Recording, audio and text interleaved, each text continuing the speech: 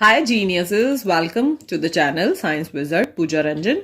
This channel is all about the science subject of classes 6th, 7th, 8th, 9th and 10th physics and chemistry. If you are new to my channel, you can subscribe to the channel for more science videos. And if you like the explanation, then please press the like button and you can share this video with your friends, family and the classmates. So सबसे पहले मैं आप सबको sorry कहना चाहूँगी कि आप लोग बहुत टाइम से वीडियोस रिक्वेस्ट कर रहे थे मुझसे और मैं पोस्ट नहीं कर पा रही थी। मेरी तबीयत ख़राब थी, मैं हाई फीवर में थी और सोर थ्रोट था मुझे। सो आज मैं बेटर फील कर रही हूँ, सो मैं इसलिए वीडियो रिकॉर्ड कर रही हूँ and from today I will be regular on posting the videos. So जो चैप्टर हम आज डिस्कस करने वाले हैं वो है क्लास 8 का chapter 17 physics refraction and dispersion of light. Okay, so इस चैप्टर पे मैं ऑलरेडी 2 वीडियोस बना चुकी हूँ, उनका लिंक मैं आपको डिस्क्रिप्शन बॉक्स में दे दूंगी, आप जाके चेक कर सकते हैं। और जो टॉपिक हम आज डिस्कस करने वाले हैं वो है refraction by a glass slab. Okay, so glass slab क्या होता है वो मैं आपको भी दिखाऊंगी और रिफ्रैक्शन कैसे ग्लास स्लैब में टेक्स प्लेस करता है वो देखेंगे हम आज। और दूसरा मैं आपको दिखाऊंगी refraction by a prism. Okay, so इन दोनों ही के लिए रिफ्रैक्शन के लिए मेरे पास ग्लास स्लैब और प्रिज्म दोनों हैं और हम एक्सपेरिमेंट करके ये देखेंगे कि कैसे रिफ्रैक्शन टेक्स प्लेस करता है इन द ग्लास स्लैब और prism. So let's start with refraction by a glass slab. So सबसे पहले देख लेते हैं हमें क्या क्या एक्सपेरिमेंट के लिए मटीरियल चाहिए। सो ये सारा मटीरियल चाहिए हमको। सो सबसे पहले ये ग्लास स्लैब है जो कि आपको रेक्टेंगुलर शेप का दिख रहा है। दूसरा यहाँ ट्रायंगुलर शेप का जो दिख रहा है आपको, this is the glass prism. इसके बाद मैंने यहाँ पे 4 बोर्ड पिन्स लिए हैं, पेंसिल चाहिए हमको, स्केल और प्रोटेक्टर चाहिए to measure the angle. Okay, so let's start with the refraction by glass slab. So ये जो रेक्टेंगुलर शेप का दिख रहा है आपको, ये ग्लास स्लैब है, ग्लास से बना हुआ है and as you can see ये ट्रांसपेरेंट है, इसके थ्रू आप देख सकते हैं इजीली। इसका मतलब क्या हुआ कि इसके थ्रू जो लाइट रे है वो इजीली पास कर सकती है। ठीक है, सो रिफ्रैक्शन में हमने क्या देखा था कि जब भी रेयरर मीडियम, ये जो आपको दिख रहा है इसके चारों तरफ मीडियम, वो एयर है। ठीक है, जब इसमें से लाइट आपके ग्लास स्लैब में एंटर करेगी तो glass slab is in the solid state जो कि डेंसर मीडियम है, तो जो लाइट है वो बेंड करेगी। अब लाइट कैसे बेंड करती है देखते हैं। सो उसके लिए हमें सबसे पहले क्या करना है, मैंने एक बुक ली है, उसके ऊपर वाइट शीट ऑफ पेपर रखा है और ये ग्लास स्लैब लिया है मैंने। ठीक है, तो यहाँ पे जो ग्लास स्लैब है उसको सेंटर में रख देंगे और उसके बाद हम इसकी पहले बाउंड्री ड्रॉ करेंगे जिससे कि जो ग्लास स्लैब है उसकी पोजीशन फिक्स रहे ड्यूरिंग द एक्सपेरिमेंट। अगर वो शिफ्ट होता है तो again we have to keep that in the boundary. Okay, so यहाँ पे ऐसे यहाँ फिंगर रखेंगे आप और इसकी चारों तरफ ऐसे बाउंड्री ड्रॉ कर देंगे ग्लास स्लैब की। फिर ड्राइंग जब आप ड्रॉ कर लेंगे इसकी बाउंड्री ग्लास स्लैब की, ग्लास स्लैब रिमूव कर लेंगे आप, देन आपको उसके बाद स्केल लेना है। ठीक है, अब स्केल से you have to measure the length of one side of the glass slab. So जैसा कि आप देख रहे हो, मैं अगर इसमें मेजर कर रही हूँ तो it is approximately 8 centimetres. Okay, so ठीक इसका हाफ जो है वो 4 सेंटीमीटर होगा, तो ठीक इसके हाफ जहाँ पे भी है 4 सेंटीमीटर वहाँ पे मैं एक ऐसा पॉइंट लगा दूंगी। ओके, देन उसके बाद आई नीड द प्रोटेक्टर। मैं प्रोटेक्टर क्यों ले रही हूँ, क्योंकि now I want to draw the normal. So अब हम क्या करेंगे, ये जो प्रोटेक्टर है इसकी मदद से ये जो हमारा रिफ्रैक्टिंग सरफेस है ऑफ द ग्लास स्लैब, मतलब जहाँ से लाइट एंटर होगी, सो ये वाला जो हमारा सरफेस है this is called the refracting surface, जिससे कि लाइट एंटर होगी और बेंड होगी। ठीक है, सो यहाँ पर हमें परपेंडिकुलर ड्रॉ करना है इससे और वही हमारा नॉर्मल होगा। सो उसके लिए मैं क्या करूँगी, ये जो सेंटर पोजीशन है प्रोटेक्टर का, ये उस पॉइंट पे रखूँगी मैं जहाँ पे अभी मैंने मार्क किया था point, exactly in the half distance, और दोनों लाइंस को प्रोटेक्टर के मैं एग्जैक्टली मीट करवाऊँगी with the boundary line of the glass slab. Then after that I have to mark the 90 degree angle here. So as you can see मैंने यहाँ पे 90 degree का एंगल पे पॉइंट लगा दिया है। नाउ इन दोनों को मीट करते हुए I have to draw a line. So ये अब मेरा क्या है, नॉर्मल है। So this is my normal N. Okay, अब मैं क्या करूँगी, मैं एक इंसिडेंट रे ड्रॉ करूँगी। ठीक है, तो अब वो जो इंसिडेंट रे मैं ड्रॉ करूँगी वो मैं almost 30 degree to the normal draw करूँगी। ठीक है, so as you can see again मैं जो सेंटर है प्रोटेक्टर का उसको उसी वाले सेंटर वाले पॉइंट पे रखूँगी और फिर उसके बाद यहाँ से I am going to take the 30 degree. Okay, so ये 90 है, 10 डिग्रीज नीचे जाओगे तो 80, फिर 10 डिग्रीज नीचे जाओगे तो 70 और 10 डिग्रीज नीचे जाओगे तो 60. Okay, so 90 minus 30 will be 60. सो यहाँ पर मैं 30 डिग्री का angle with the normal draw कर लूँगी. ओके, सो यहाँ से ये जो पॉइंट है, let me meet it with this point, और एक स्ट्रेट लाइन खींचते हुए मैं अपनी इंसिडेंट रे ड्रॉ करूँगी. ठीक है, इसका मतलब कि जो लाइट है वो 30 डिग्री के एंगल से विद द नॉर्मल आपके ग्लास स्लैब में एंटर होगी. So this is my angle i, और ये मैंने कितना लिया है, 30 डिग्री. ठीक है, और ये वाली जो रे है जो कि एंटर करेगी इनसाइड द ग्लास स्लैब, इसको हम कहेंगे incident ray. We are representing it by i. ठीक है, अब हमें एक्सपेरिमेंट करना है to see how the refraction takes place in glass slab. So ये बाउंड्री जो हमने खींची थी ना ग्लास स्लैब की, एग्जैक्टली उसी पोजीशन पे वापस से हम इस ग्लास स्लैब को रख देंगे. थोड़ा भी चेंज नहीं होना चाहिए. So just meet all the boundary lines of the glass slab. Okay, now what we are going to do is, ये जो आपकी इंसिडेंट रे है, ठीक है, इस पे आपको कोई भी 2 पॉइंट्स लगाने हैं जिस पे हम पिन इंसर्ट करेंगे. सो कोई भी 2 पॉइंट्स ले लेती हूँ मैं. ये जो 2 पॉइंट्स आप लगा रहे हैं यहाँ पे, ये आप 2 सेंटीमीटर के गैप पे ले सकते हैं. ठीक है, तो ये जो पहला पॉइंट मैंने लगाया है ऑन द इंसिडेंट रे, इस पे मैं अपना पहला पिन फिक्स करूंगी. Exactly it should be on the incident रे ओनली, ना थोड़ा सा इधर होना चाहिए ना थोड़ा सा उधर होना चाहिए. और जो दूसरा मैं ले रही हूँ, ये वाला पॉइंट यहाँ पे है, इस पे भी मैं एग्जैक्टली 2 सेंटीमीटर के गैप पे पहले पॉइंट से यहाँ पे मैं पिन लगा दूंगी. ठीक है, let me fix this pin also. Okay, so as you can see दोनों पिन्स लग गई हैं. ठीक है, तो ये 2 पिन्स मैंने लगा दी हैं ऑन द इंसिडेंट रे. ठीक है, अब इन दोनों पिन्स का हम लोग रिफ्रैक्शन देखेंगे from the other side of the glass slab. Okay, so इसके लिए मैं ग्लास स्लैब को एक हाइट पे रखती हूँ to show you.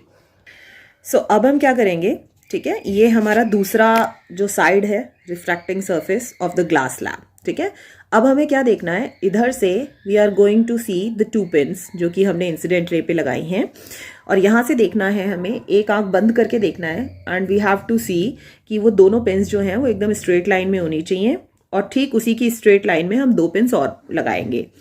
Okay, so as you can see अभी ये दोनों पिन्स जब मैं ग्लास स्लैब के थ्रू देख रही हूँ तो ये मुझे स्ट्रेट लाइन में नहीं दिख रही हैं. Okay, so now I had to adjust my eye so that both the pins get in to the straight line. So I hope now आप देख पा रहे होंगे कि जो दोनों पिन्स हैं वो बिल्कुल स्ट्रेट लाइन में अब हमें दिख रही हैं यहाँ से. ठीक है, अब हमें क्या करना है, आंख बंद रखनी है हमें. इन दोनों पिन्स को इस रिफ्रैक्टिंग सरफेस के थ्रू देखते हुए on this side also I have to put the pin. Okay, और मुझे ये मेक श्योर करना है कि जो मेरी चारों पिन्स हैं वो बिल्कुल स्ट्रेट लाइन में होनी चाहिए. सो जैसा आप देख रहे हो, मैं जब ग्लास स्लैब के थ्रू देखती हूँ तो मुझे चारों पिन्स बिल्कुल स्ट्रेट लाइन में चाहिए. ठीक है, तो मुझे ये जो तीसरी पिन लगानी है वो इस ढंग से लगानी है कि मेरी जो पहले की 2 पिन्स हैं वो मुझे ना दिखे. Okay, through the glass slab. So let me fix it here, the first pin. Okay, so देख रहे हो आप, मैं अगर इस पिन के थ्रू देख रही हूँ तो ग्लास स्लैब के थ्रू मुझे वो पहले की 2 पिन्स नहीं दिख रही हैं. ओके, और फिर उसके बाद जो नेक्स्ट पिन मैं लगाऊंगी वो भी इस ढंग से लगानी है मुझे कि जो चारों पिन्स हैं, अब मुझे सिर्फ ये ग्रीन वाली पिन दिखनी चाहिए, जो बाकी की 3 पिन्स हैं स्ट्रेट लाइन में वो नहीं दिखनी चाहिए. अगर आप ऐसे लगाओगे बिल्कुल स्ट्रेट लाइन में तो वो पिन्स आपको नज़र नहीं आएंगी बिल्कुल भी. ठीक है, अब now all the 4 pins are in the straight line क्योंकि मुझे सिर्फ ग्रीन दिख रही है. ठीक है, जब ये पोजीशन हो जाए कि आपको चारों पिन्स बिल्कुल स्ट्रेट लाइन में दिख रही हैं और आपको सिर्फ पहली पिन ही दिख रही है, बाकी की तीनों पिन्स जो हैं वो विजिबल नहीं हैं, now this is the correct position. ठीक है, इस पोजीशन में now we are going to remove the pins by 1. Okay, और जहाँ पे आपने पिन इंसर्ट की थी वहाँ पे you have to draw a circle around it like this. Okay, now we are going to remove the glass slab also, और जो आपने इंसिडेंट रे पे लगाई थी pins, you have to circle them also like this. Okay, so अब next step क्या करेंगे हम, तो आपने यहाँ पे देखा था ये जो 2 पिन्स मैंने लगाई थी, ठीक है, इन दोनों पिन्स को बिल्कुल स्ट्रेट लाइन में लेते हुए we have to draw a line, ठीक है, to the refracting surface of glass slab, this refracting surface of the glass slab. Okay, अब हमने यहाँ पे क्या किया है कि ये वाली जो रे, ये वाली रे कौन सी थी, इंसिडेंट रे, जो कि अंदर एंटर हो रही है टू द ग्लास स्लैब, और ये वाली रे बाहर निकल रही है from the glass slab. So we call it a emergent ray, ठीक है, क्योंकि ये इमर्ज हो रही है out from the glass slab. Now we are going to do, we have to put a point here also. अब ये वाला जो पॉइंट है on this refracting surface और ये वाला जो point on this refracting surface, we are going to meet both of them.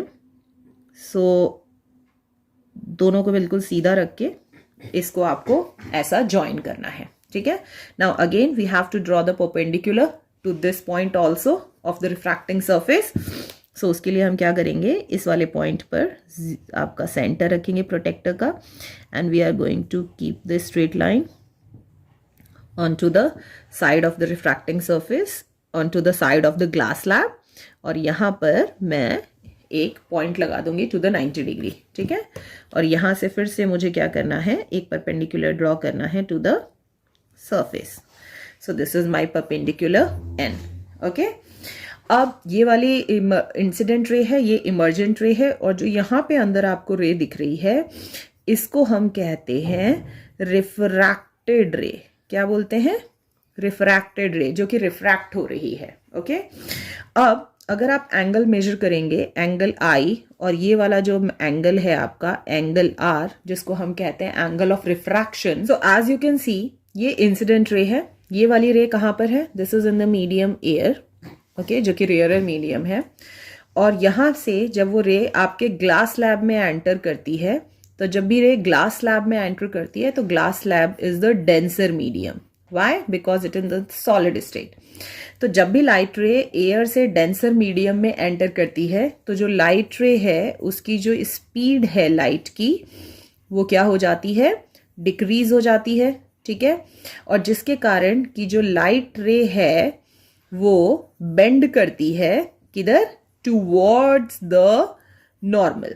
Okay, सो जब भी लाइट आपके एयर से ग्लास स्लैब में एंटर करेगी तो वो बेंड करेगी टुवर्ड्स द नॉर्मल। देखो ये वाली जो लाइट रे है ये बेंड कर रही है टुवर्ड्स द नॉर्मल। कैसे?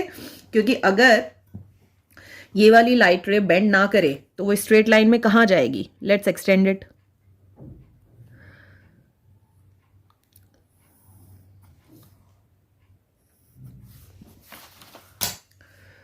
सो as you can see incident ray अगर बेंड नहीं करे, बिल्कुल स्ट्रेट लाइन में जाए तो वो इस वाले पाथ पे आएगी, ठीक है। बट क्योंकि वो ग्लास स्लैब में एंटर कर रही है, स्पीड लाइट की डिक्रीज हो रही है, जिसके चलते वो बेंड कर रही है टुवर्ड्स द नॉर्मल।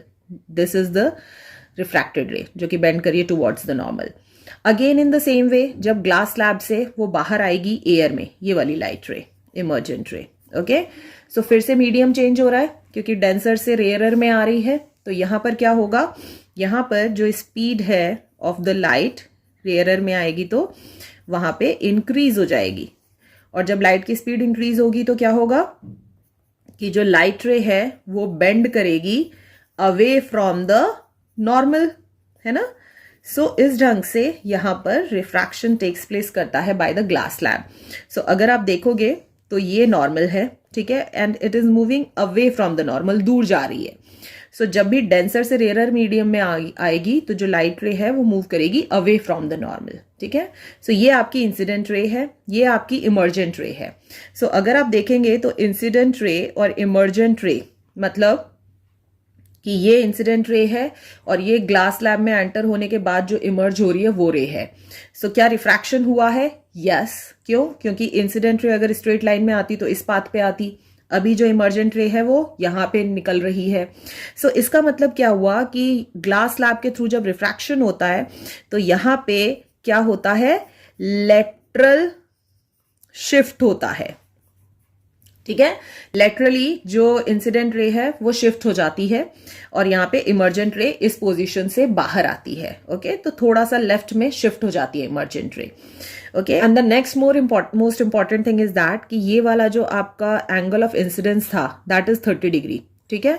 सो यहाँ से जब लाइट रे ग्लास स्लैब से बाहर इमर्ज होती है, ठीक है, तो ये वाला जब एंगल आप मेजर करेंगे तो ये वाला एंगल और ये वाला एंगल ऑलमोस्ट सिमिलर होते हैं, ठीक है। तो ये 30 डिग्री है और ये मेरा 27 डिग्रीज आया है। सो यहाँ पे थोड़ा सा डिफरेंस है ऑफ 3 डिग्रीज, वो मेनली इसीलिए हुआ होगा क्योंकि जो मेरी पिन्स हैं वो बिल्कुल स्ट्रेट लाइन में नहीं हुई होंगी, ठीक है। तो इसको हम एरर कहते हैं, एक्सपेरिमेंटल एरर, ओके। अदरवाइज ये दोनों एंगल्स जो हैं वो बिल्कुल स्ट्रेट आएंगे, बिल्कुल सेम आएंगे अगर चारों पिन्स बिल्कुल स्ट्रेट लाइन में लगी हैं।